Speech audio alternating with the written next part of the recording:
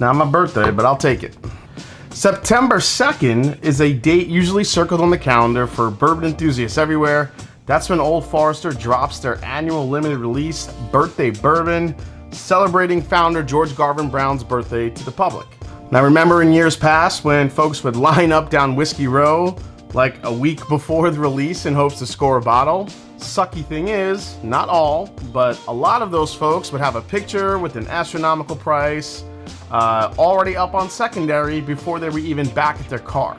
Now while Old Forester loved that enthusiasm, they realized that most bourbon drinkers that actually wanted a bottle to drink were being shut out. So this year, they changed things up a bit. I have a sample here from Old Forester of the 2022 Birthday Bourbon. Let's try it on the Mash and Drum.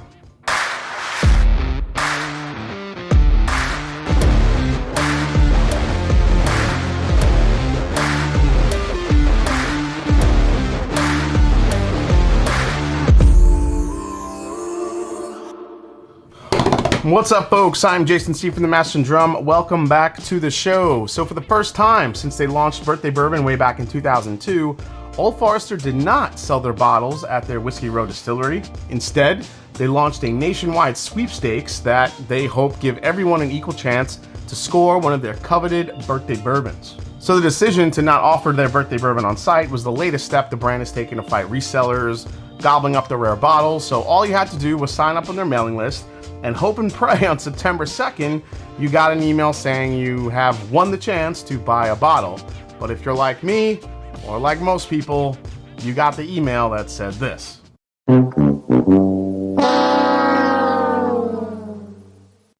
Now there will be some allocated to stores as well where bourbon enthusiasts hope to get lucky. So what makes up this year's birthday bourbon? So this year we have an 11-year-old age statement, proof 96, so sub 100. Very limited release, as you guys know, but the retail price, if you're lucky to find it at retail, is 150 bucks. Now the barrels for this batch were selected by Woodford Reserve master distiller Chris Morris. Old Forester did send me the sample to try. They sent it to me in this big, beautiful gift box. So I really say thanks to them for allowing me to try this for you guys. So let's give it a pour. Now we will be comparing this to last year's. I still have a little sample left of that one. So see which one I like better. All right, birthday bourbon, let's dive in. Wow, this is a really nice mix of dark fruit and also some citrus. There's kind of like a black cherry, orange peel combination that's really, really coming through. Man, I get all the beautiful like sweet oak in this. This smells really, really sweet.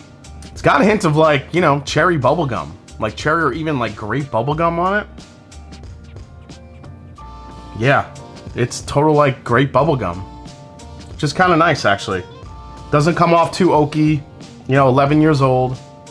It smells like it's got some good proof to it, but there is like this note I always get in Old Forester. I don't know if you guys get it too, but it's almost like an acetone note, and I usually pick it up on Old Forester. I'm getting it slightly in this. I really got it on the Old Forester 12 year, which was the last one I owned, which was 2018, I think I had that one. So slight hint of acetone here. Get a little bit of toasted almonds too, which is kind of nice. But yeah, it's really that mix of like fruit, citrus, like dark fruit, citrus, and like that cherry grape bubblegum. Crazy. All right, here we go.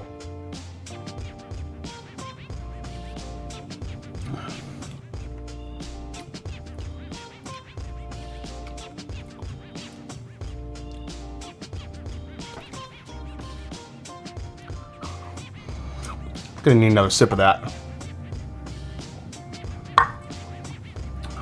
All right, second sip was better. I swear the first sip I took, I was just, wait, what's happening? This isn't taking me for the ride I expected, especially coming off the nose. Second sip, okay, here we go. Here comes the fruit. Here comes that dark cherry. Here comes that grapey bubblegum note. There's a good amount of spice too, which I do like. I do not like when the Old Forester birthday bourbons are a little too soft. I like when they have a little bit more bite to them, a little bit more heft. This one is somewhat bringing that. Oh, third sip. Third sip, it kind of died for me.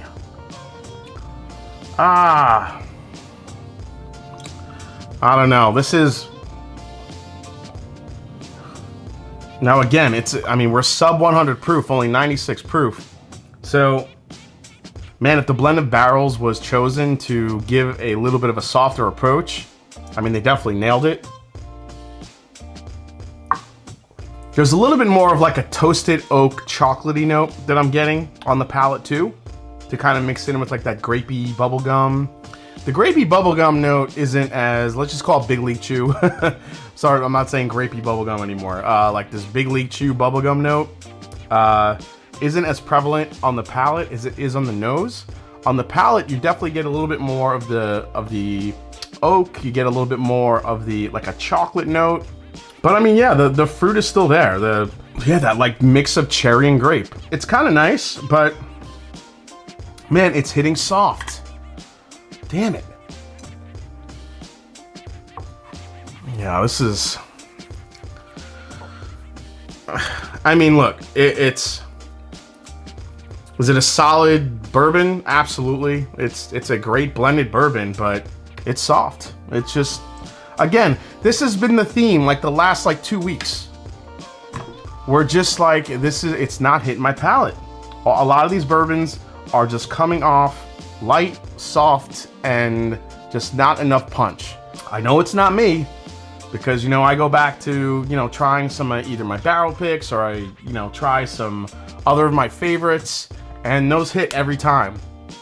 But a lot of these new products that I've been having are just coming off too damn soft for me. One thing this does have that I appreciate is a little bit of the spice. But this is not, to me, a bourbon. Like, if anyone out there has designs that they're gonna find one and pay a shit ton of money for it, this is right where it should be at 150 bucks. Man, the nose is just so sweet and fruity, but it's not really matching up to the palate for me. It is sweet. It's definitely sweet. It's a nice sipper. Good oak char a little bit. A little chocolate there. There's nothing wrong with it at all. I just want it elevated for the price, for the allocation of this, for the popularity of this. This has to be a beast of a bourbon. And it's just not. All right.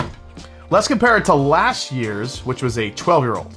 All right, so I have a little bit left from last year's Old Forester sample that they sent me. This is the birthday bourbon from last year. You know, I'm just gonna finish it. What the hell? Now, last year's was 12 years old, 104 proof, and they said about 119 barrels made up this batch. I really didn't get any barrel information on the 2022. So a lot of the press releases and a lot of the talk were all about, you know, the new system, how they're going to do it online, like an online lottery. Didn't really see a lot of information as far as the, you know, the batches of barrels that was part of making the 2022 birthday bourbon. So let's go to the nose on this one. All right, so the nose on the 2021 birthday bourbon, I think is a lot richer. I think you get a lot more into the caramel, the toffee. There's a lot of sweet too. This is like dark cherry, like just straight up dark cherry. That smells awesome. Now, this year's is just a lot sweeter. It's a lot sweeter. It just has a lot more of a, like I said, the Big League Chew bubblegum, a little bit of cotton candy, I think too. But the vanilla, I mean, it's all there. All right, let's go to the palate on last year's. Now, last year's, I think overall, when you compare, has a lot more spice than the 2022. Definitely darker. I think more of the chocolate, like almost like a coffee bean note comes out in the 2021. Dark cherry, you know, oak, it's just dark. It just lives on the dark side a little bit more. Whereas the 2022 is on the lighter side, but it's also softer. I like the little bit of a bump in the proof and the spice. I mean, it's not much. You're going from 96 proof to 104 proof.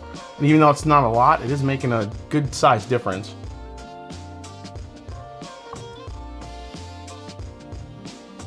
You know, I gotta be honest, I'm just not crazy about this year's birthday bourbon. I don't think it's okay.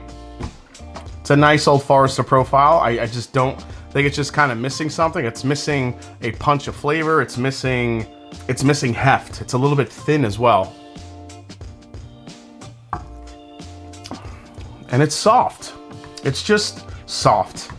I'm getting really frustrated with all these bourbons I've tried lately, just coming off soft, and I don't know. I think last year's was way better. I like last year. If you were lucky enough to get last year's, you know, this birthday bourbon I thought was great. So if any of you out there watching actually got the email, you know, that you won a bottle or a chance to buy the 2022 birthday bourbon, let me know down in the comments. Now, if you're like me and you got the, you know, the sad email that says you didn't win a bottle, you know, I don't really think you're missing too much. It's a nice bottle. It's a good bourbon. But for the hype and the just the pomp and circumstance around this bottle, you know, for me, it's got to be an absolute just monster every year. And I think at 96 proof, I like the age statement on it. I like that it's 11 years old. But I am telling you guys, for anybody out there that's gonna want to pay an obscene amount of money to own a bottle of that, you're gonna be disappointed. And if you're gonna drink it, if you're gonna pay an obscene amount of money and you're gonna drink it, you're gonna be disappointed. Maybe most of you aren't. Maybe if you, because it's a birthday bourbon, you're gonna pour it and you're gonna feel all this, oh my God, it's a birthday bourbon, it's gonna be great no matter what. I'm telling you, if you put that in a blind tasting against some other available bourbon, even put it against Old Forester 1920, I don't think it'd do well. So, yeah, I just, solid bourbon, but I think it could have been a lot better. All right, guys, well, thanks for watching this review of the new 2022 birthday bourbon. Hope you enjoyed it. If you did, hit the subscribe button below. Please hit the like button. If you haven't yet, follow me on Instagram, follow me on Twitter. Again, let me know down in the comments if you got the email that you got the chance to win a bottle. I want to know what that email even says, because mine was the womp womp, you know, like Pac-Man dying noise. Can't really do it, but you guys know what I mean. That's what it felt like when you open that email. Yeah, hope to hear from you guys. And as I always say, it's not about the whiskey, it's the people you share with. So cheers. See you next time right here on the Mash and Drum for another fun episode. Take care, guys. See you soon.